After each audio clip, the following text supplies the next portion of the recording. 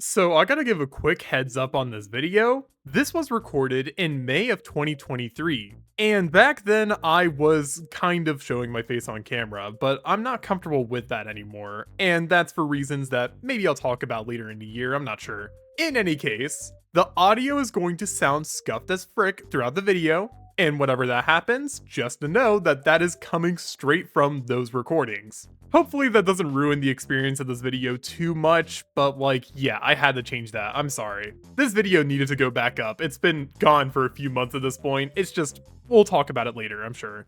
Anyways, hey guys, how you doing? Did you know that the PVZ franchise is now 14 years old as of this May? That's crazy, isn't it? You know what's also crazy? This franchise can now legally enter a bar with the landlord's permission. So, Plants vs. Zombies is a very popular franchise, at least it was in its heyday, but I don't think I really need to tell you that because you're watching this video. Obviously, you know about the smash hit, and if you don't, hey, glad you enjoyed your 14-year hibernation, welcome back. Jokes aside, most people know about this franchise from one medium or another, ranging from watching a YouTuber rage in Garden Warfare 1 to seeing Jay and Silent Bob turn into zombies in a weird PVZ2 ad campaign. Now, since my channel is focused on the PvZ games so much, you would think that making a review on the whole franchise would eventually cross my mind. Yeah, you would think. Well, better late than never, I suppose. So with this franchise being officially 14 years old, I figured I would review the entirety of it, to ultimately see if, well, these games are actually good. Listen, nostalgia clouds your vision, okay? Trust me, I would know. Now, I don't think any of these games are actually bad, but we'll get there when we get there. But with that being said, we are starting off with the classic here. You know the one, that being PVZ1. I don't think I'm going to get anybody mad with this one, but we'll see what happens. To start this review off, I think it's important to add context to the developers behind this game, PopCap Studios. These developers were already surprisingly experienced when it came to game creation. They're behind games like Insane Aquarium, Peggle, Zuma, Bejeweled, and more. They knew what they were good at, and that was puzzle games. So it's no real surprise that Plants vs. Zombies would eventually come out and fall under a similar umbrella. Now, we could talk about the interesting development history of this game, and while I would love to cover this, I think that's a topic I'd like to save for a future video, as every single one of the games in this franchise have some really interesting cut content and beta features. I'm also going to be playing the Game of the Year edition of the game, so we're working with a smaller aspect ratio today. We'll separate this review into 4 segments: story, gameplay, extras, and endgame/completion. This is an effort to make the game spoiler free for the 6 people out there who haven't beaten the game yet, so your purity shall be maintained here for now. Anyways, with that being said, let's start with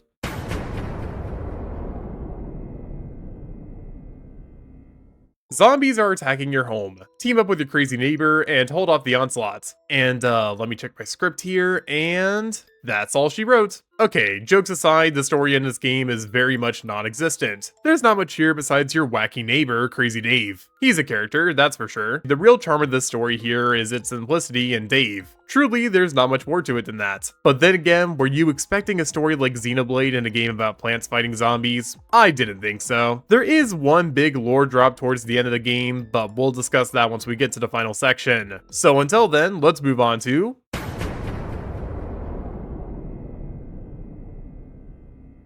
So, Plants vs. Zombies is a tower defense game, and the way that the towers and the enemies are used is what makes this game stand out among other games in this genre. Instead of having 1 or maybe 2 different paths to defend like a typical tower defense game, PvZ makes the player defend 5 or 6 on average. And the towers themselves, the plants, work on a grid system, which your lawn indicates really well with these multicolored grass tiles. As for the enemies, well, this is where the zombie part comes in. These guys walk from one side of the lawn to the other to get to your house, and if they happen to reach the end of your lawn, well, at first they're hit with a lawnmower that insta-kills most of them, but the second time around, you die. Wow. So, the goal is to stop them from entering your lovely abode, and the way you can stop them from getting there is by using the previously mentioned towers, such as the pea shooter, which shoots peas at zombies that pop their heads off. What kind of fertilizer do they put in these guys? Jeez. There's also other types of plants besides straight shooters though. Some early game examples we have are the cherry bomb, which blows up a 3x3 radius of zombies, the walnut, which is essentially a barrier for the zombies that they have to eat their way through, and there's the sunflower, which in a way is a major part of the gameplay with their sun production, which we'll get to in a second. These early game towers are a good teaching tool to show the player the various types of plants that you'll be working with for the remainder of the game, as well as teaching the player about the currency system. I'm sure at this point you've seen this the seed packets that the towers come from, and yeah, they cost something. What they cost is sun, which you can get via natural means throughout the level, or sun-producing plants. This makes the defense building process much easier, but that's not the only hurdle you'll need to cross. You also need to manage cooldown times on each seed packet as well. Cherry Bomb, for instance, recharges very slowly, so you'll have to think about where and when you want to place it. This gameplay loop of figuring out strategies and building defenses is the core identity of this game, and the developers themselves knew it too. Every single world throws something new at the player to make things slightly more challenging. As an example, the nighttime levels force you to come up with completely new defense building strategies, as now sun is no longer coming out of the sky. Luckily, the game does give you some new nighttime plants to counter that gameplay change, including the sun shroom, which is objectively worse than the sunflower. Let's be honest, we all know it. And as if that wasn't enough of a switch up, the pool levels are now back in daytime, which means that you can use daytime plants a lot more freely. And as for those nighttime plants, well, he's tired. Let him sleep. Oh, and about the pool area? Well, now you have to place lily pads in the water lanes just to place normal plants in this area. There's even some strategy with this as well, because you also have access to a couple of other water plants too. This idea goes even further, but realistically, you get it at this point. The game very naturally gets harder and harder, but it never really feels like it's unjustified. There's definitely some games out there that have very random difficulty spikes, but Plants vs. Zombies never goes down that route, and that's something I think we can all appreciate. PVZ2, you could have taken some notes here. You should have taken some notes here. Big Wave Beach, day 16. Sorry, there was something in my throat there.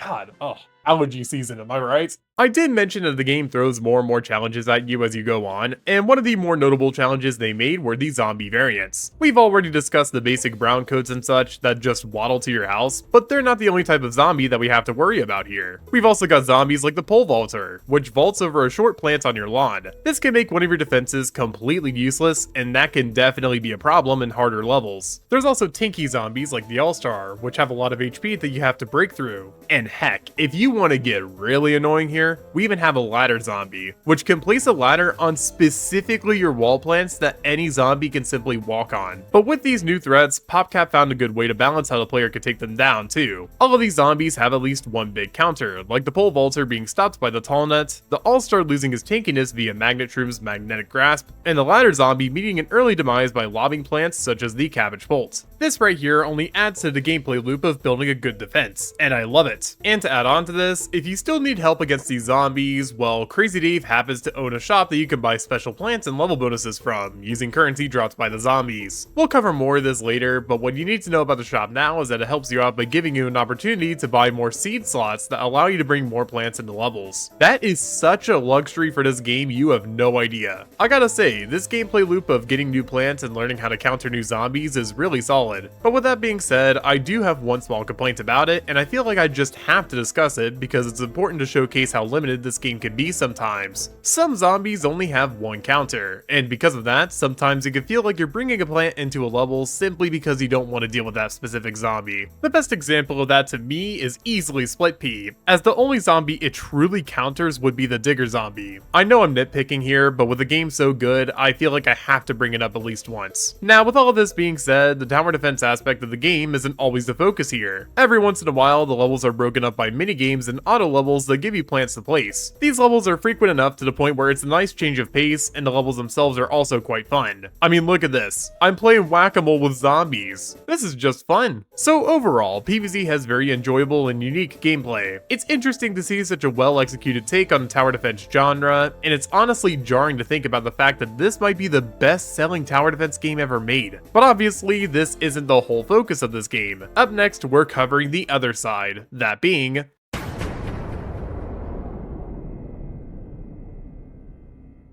oh boy, this is gonna be a weird section. So this game has a lot of extra content to sift through. Like, a lot. So let's start off simple. I had mentioned in the previous section the shop that Crazy Dave runs, and this shop gives you access to a lot of extra features in this game. First of all, the extra plants. I mentioned them briefly, but I do feel like they deserve some more time in this video because they're quite interesting. For just a few grand in coins, you could buy and upgrade plants for a few already existing plants in the game. These upgrades have to come into level levels with you with their pre-upgrade plants as well, and that means you'll be bringing 2 seed slots for 1 plant basically. That might seem like a problem at first, but with this compromise comes a great reward. These upgrades are some of the best in the game, and looking at what some of them do, it's not hard to see why. I mean, this repeater can now fire 4 Ps. That's all you really need to know. Something else that sits in Dave's shop is Zen Garden material, which is for, well, the Zen Garden. This place looks like a plant sanctuary, but really it's just a coin farm. You water plants to get them bigger, and when they reach their biggest size, they reward a hefty amount of cash. Needless to say, it's a good place to get coins. You're mostly dealing with marigolds here, but if you play certain level types, you can find normal plants for your Zen Garden too, and that's just kind of neat. Look at this little guy. But these are all small potatoes compared to the extra game modes. Man, there's a lot to cover here. We have a collection of mini-games, puzzles, and survival challenges. We'll go through these in order, starting with the mini-games. These are pretty unique for the most part, and they feature some pretty interesting ideas, such as gambling. Wow, my favorite! Generally, these are quite enjoyable, though there are definitely some stinkers in this pile. Come on, be honest. I don't even need to tell you which one I'm thinking about, but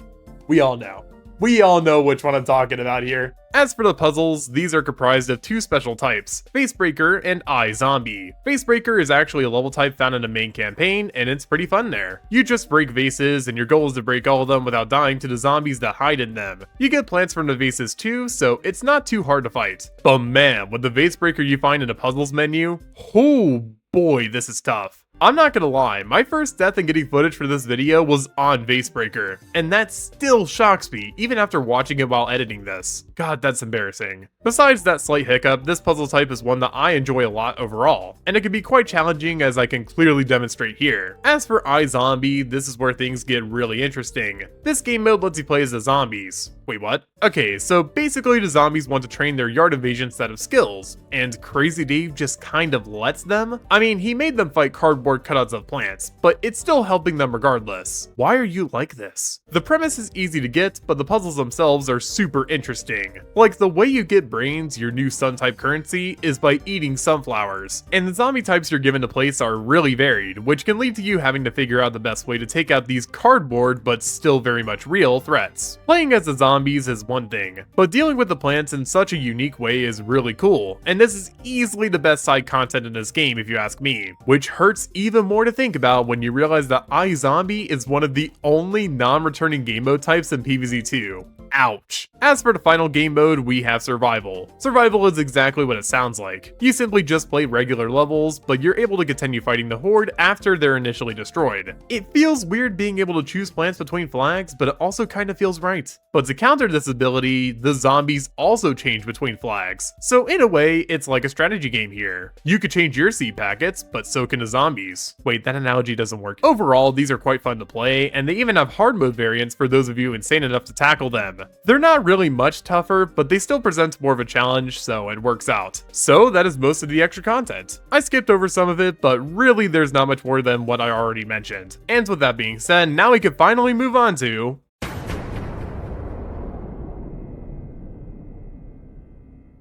this is where things get real. So, the final world of PVZ1 is the roof levels. Here you have to place flower pots on any tile you want to place a plant on. On top of that, there's a hard nerf to straight shooting plants like Repeater. Basically, the roof here is slanted, and that means that most attacking plants placed in the very back cannot shoot plants at the front. To counter this, the final plants you unlock here all have suitable adjustments for this new world. More specifically, the pulp plants here are what make things interesting. But if you thought that that was where the craziness ended, oh boy, you have not seen the Gargs yet. So this game doesn't really tell you anything about this, but the final couple of levels here have the tankiest zombies in the game called Gargantuars. These bad boys are super hard to kill, and they require either a lot of firepower or a couple of insta-plants. Hey, it works, I'm just saying. If you ask me, I do think that these guys should have been used earlier in the game, but it's whatever. Once you defeat these zombies, and you get to the end of the world, instead of getting handed a shoddy note, you get a formally written letter detailing you about a new threat. You're never gonna believe who this is, it's crazy.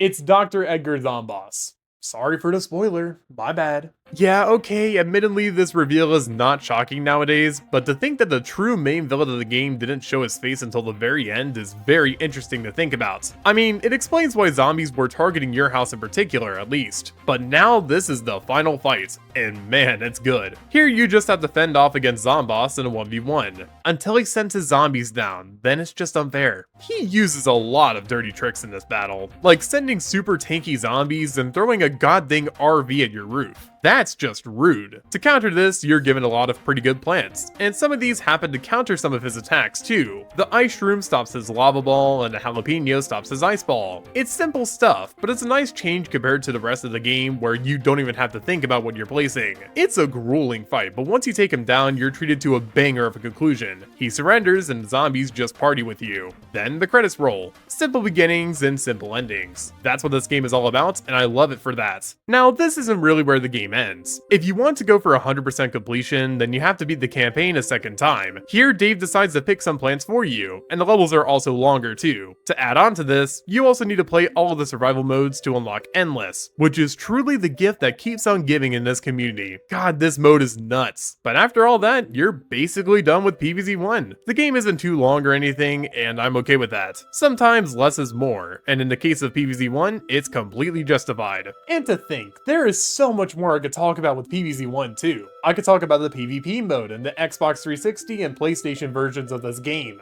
I could talk about the baseball minigame from the DS port, for whatever reason. Heck, I could even talk about the entire list of minigames that are found in the code of PVZ1 that just go unused. But I'm not going to do any of that. I think realistically, this review was never meant to be something as big as that. We all know PVZ1.